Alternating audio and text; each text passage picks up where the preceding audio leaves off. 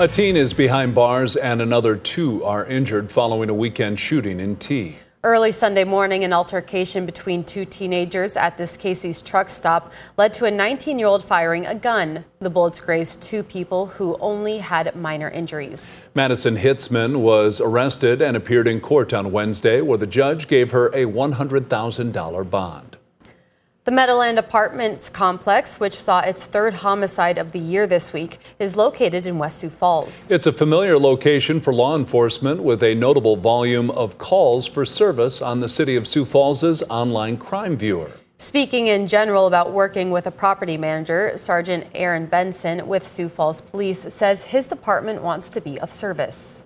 They're looking for advice, or if they're looking for type of call history, if there's something that may have happened at an apartment complex or business, we will ask them to reach out so we can help them with any questions or concerns that they might have. Check out this report on our website for a link to the city's online crime viewer, where you can check out any neighborhood in the city. The arrest of a man who worked at the state driver's license office in Aberdeen amplifies the need for tougher AI pornography laws. That's according to Attorney General Marty Jackley. Mark Charles Rathbun is accused of accessing private information, including photographs and possession of child pornography. Jackley says he will ask the 2026 legislatures to pass tougher laws protecting non-consenting adults whose images are used in pornography. Where the bad guy goes onto social media and takes a photo, or privacy is taken from a driver's license or what have you, puts it in a pornographic item and possesses it, I think that should be wrong. And distributes it, I think that should be more serious than a misdemeanor.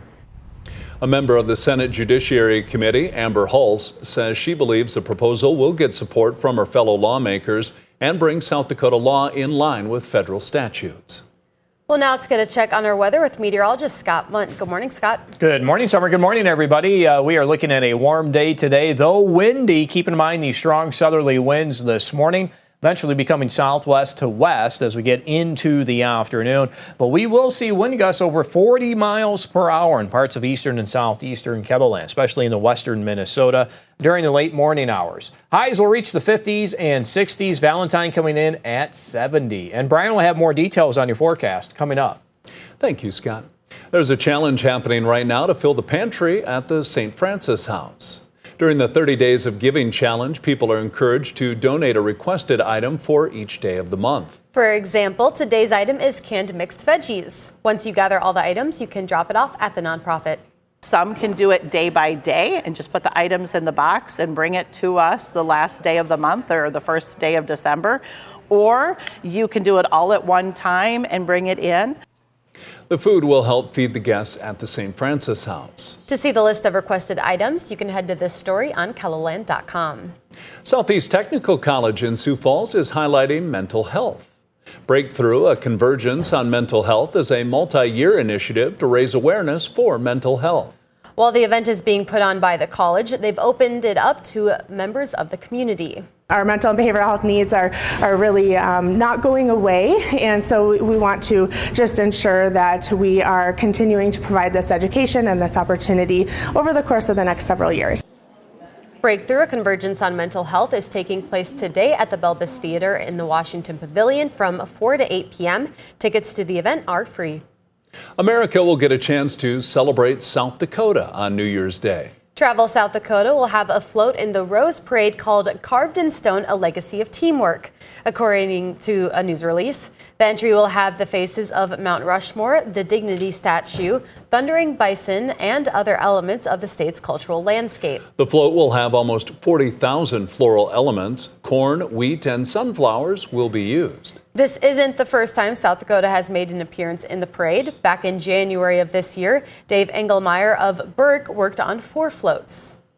That's a look at some of our top stories. Now let's get another check your weather with meteorologist Brian Karstens. Brian? All right. Watching the weather today, first up for business is the wind forecast. We've got a lot of wind developing this morning from the south, affecting eastern South Dakota. So just be aware of that. Those gusts are definitely in the 40-mile-an-hour range. But there's also a change coming because we got a west wind moving into Pierre and Rapid City.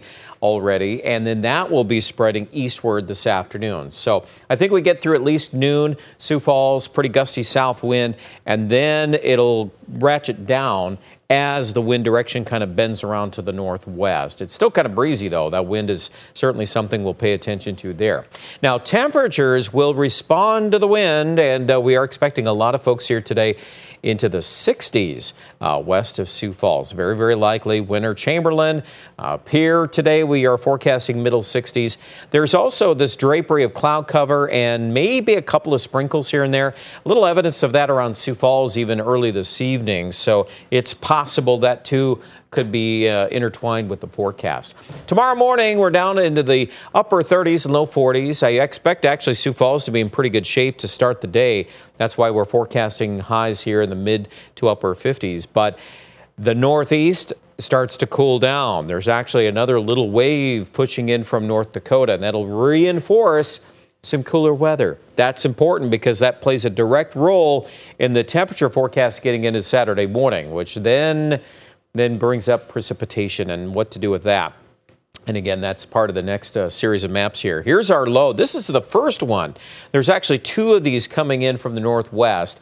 The first one probably takes a track a little bit to the southwest of Sioux Falls, and that'll deposit that snow band from central North Dakota Friday night, and then leaning into Sioux Falls or southwest Minnesota, northwest Iowa going into early Saturday morning. Doesn't look like it's going to stick around all day, but it is a morning shot of some mixed precipitation and the chances there for some snow with that.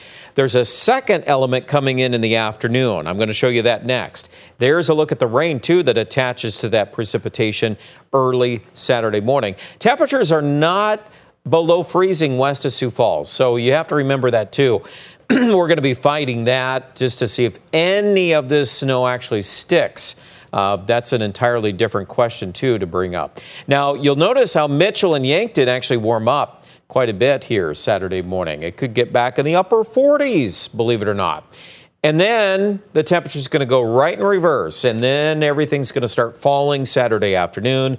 And that's the tricky part. If there's any of this little bit of moisture left over, that's where it could transition back over to a little snow as the winds accelerate. And, of course, it's a very cold forecast getting into Sunday morning. It looks like some of our wind chills will go down to the single digits, and that's obviously a big change over what we've had at any point so far this season. Okay, let's jump into the forecast now. 63 today, Mitchell, 63 in Yankton, your 7-day forecast. We're going to call out Sioux Falls at 33 on Sunday.